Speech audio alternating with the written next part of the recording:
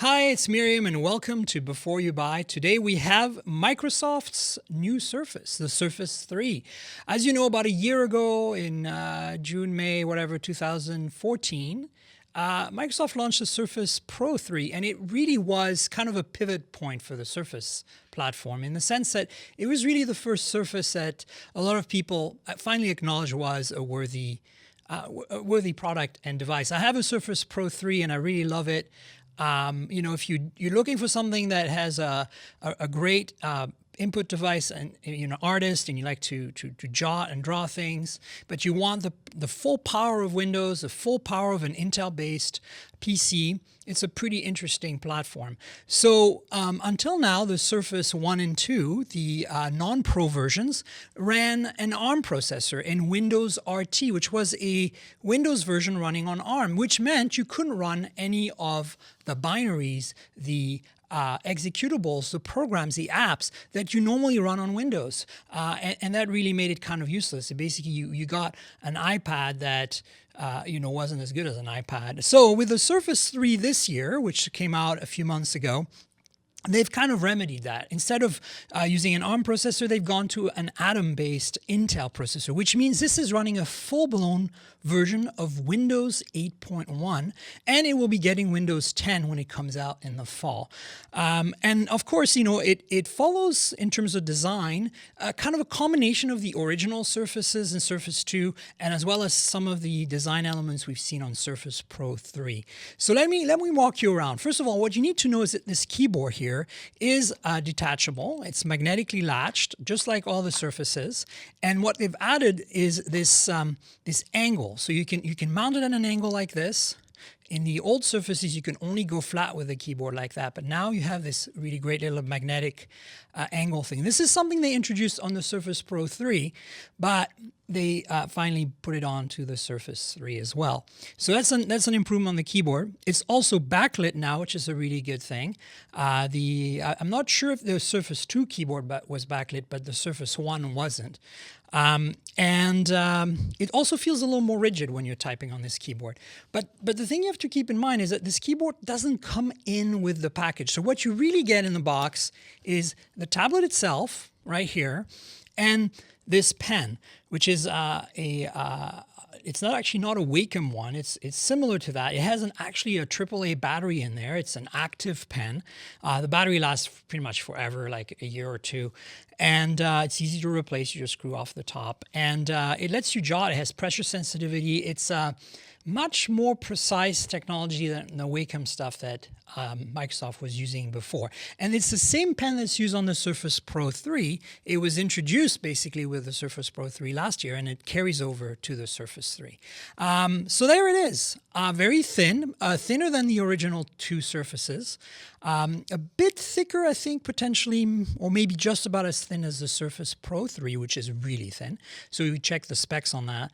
And then the other big deal is that the kickstand does not unfold in an infinite number of levels. It only has these 3 levels, 1, 2, and 3, whereas the Surface Pro 3 has an infinitely adjustable kickstand. So you can kind of put in any angle, but not this one. So that's a bit of a cost-cutting measure, I guess, from the Surface Pro 3 to the Surface 3. But other than that, it's a very, very similar industrial design. One of the advantages of using an Atom processor instead of a Core processor is that this doesn't have any fan. So it's fanless. There is no vents anywhere around. Normally on the Surface 3, you'd see vents. And then the other thing that's changed this year is that it charges over micro USB.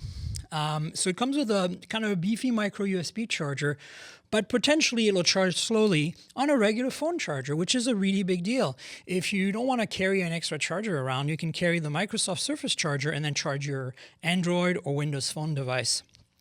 Other ports of note, there's a USB 3 port, standard size right here. There is a mini DisplayPort port, similar to what you find on the Macs. Well, on the Macs it's Thunderbolt now, but it does DisplayPort through the Thunderbolt. The same connector, but this does not do Thunderbolt.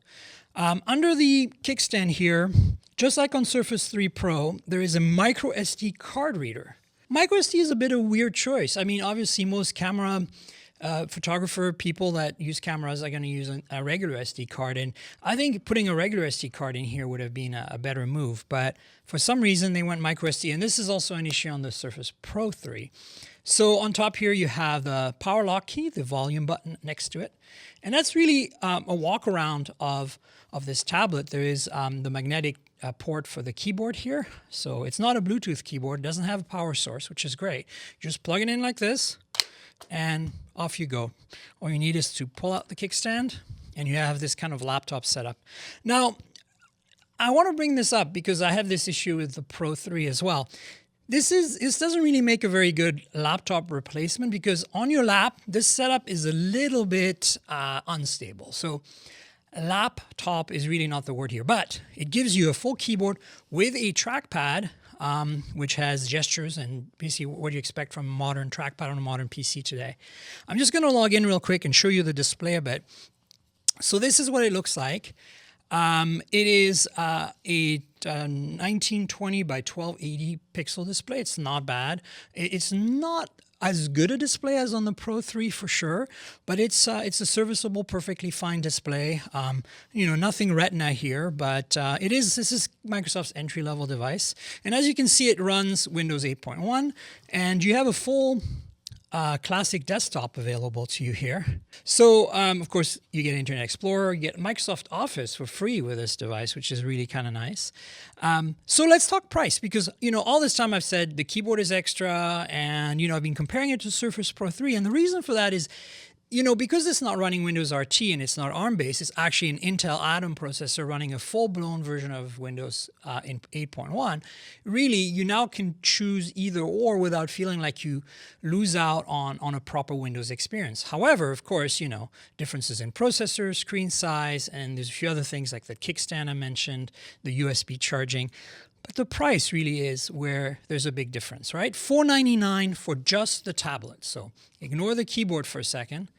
This little device right here with this pen is $499 base. So that gives you 2 gigs of RAM, a quad-core Atom processor, and a 64 gig SSD. And then $799 is the price, entry-level price for the Surface Pro 3. And that's giving you 4 gigs of RAM with 64 gig SSD, but a full-blown Core i3 or core-based processor. So a lot more oomph, but of course you have a fan. The battery life's not going to be as good. Battery life on this is really good. I can't remember exactly what it's rated at, but you can probably go something like 7 or 8 hours without having to recharge, probably more even if you're not like doing some heavy lifting. In a nutshell, I mean, it's kind of a Surface Pro 3 from last year Redux, rather than a completely separate product that's kind of trying to be a tablet-only device. It really is a full-blown PC. And for that, it is awesome. But $499 is a little pricey because it doesn't include the keyboard. And I think, honestly, a proper PC experience, because you can't really compare this to an iPad. It's not really meant to compete with an iPad anymore. I think it does a lot more things. It's got a few more tricks on its sleeve. And I think it's a little disappointing that, you know, the price is so high without, you know, if you add the keyboard. If you don't have the keyboard, it just doesn't seem quite as nice of a fit. Of course, the keyboard has like a cover. It's blue here. It's nice. It's a kind of a fake suede. It comes in different colors. You can get different keyboard colors. Again, a lot of this carries over from the original Surface and Surface 2. And the back here, of course, you have a camera, and you know, it's just a basic camera. It's nothing fancy. There's a front-facing camera as well for your selfies, and it's right up here for, you know, video conferencing, Skype calls, that stuff. You know, it is a full-blown PC, so keep that in mind. The Pro is you get a full Windows experience with this device, right? It's no longer competing with Android tablets and iPads, I think, because it gives you access to this incredible library of apps and programs for Windows. And a lot of them are going to run on Windows Classic, which means, that you need the keyboard and trackpad to really make best use of this device. Another pro is that it's beautifully designed and it's beautifully made. The material here, this is some sort of magnesium alloy metal. I mean, you know, it's got an industrial design, I think, that really sticks out and makes it very unique. The kickstand thing is, you know, nowhere else to be seen. And I believe that Microsoft is onto something for this. It's very different than an iPad or a cheap plasticky Android tablet. So in that sense, $499 might be justifiable. But again, I think $499 with a keyboard would make it, you know, a really compelling thing. Now, if you are going to look at this product, because of what it does, you're also going to want to look at the Surface Pro 3. And so this is, again, a con, because the Surface Pro 3 gives you so much more: higher resolution screen, faster processor, and more RAM. Of course, it's more expensive, but now you really have a laptop kind of level class device with the Pro 3. So it seems to be a little compromise to me. I'll make it clear and say that I really love this this device, but if I had to pick, I'd pick the Pro 3 and spend the extra money. So is it a buy? Well, I think it's a try. It really depends on what your needs are. Do not buy this if you're cross-shopping with an iPad or an Android tablet. It's a different beast. But if you're cross-shopping with a laptop or an affordable laptop, really thin, ultralight, not netbook, but ultrabook, or you're shopping, you know, you're comparing this with the Surface Pro 3, then perhaps it becomes something to consider. But you know, if you're going to find the limitations of this device really rapidly with the Atom processor versus the Surface Pro 3. So that's why I would say that it's a try. For some people, it's going to fit, but for a lot of people, I think they're going to be better served with the Surface Pro 3. So that's it. The Surface 3 on Before You Buy here. This is Microsoft's latest and greatest tablet.